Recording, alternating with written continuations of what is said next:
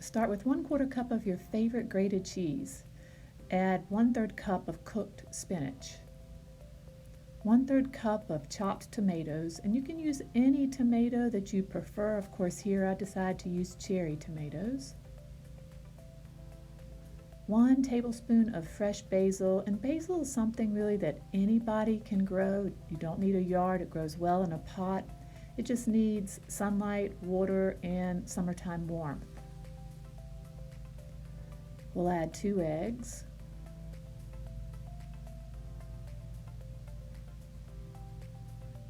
Salt and pepper to taste.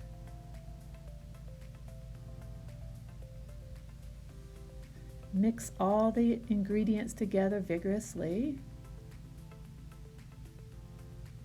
1 teaspoon of olive oil to coat the inside of the tins. This recipe actually makes 4 egg muffins.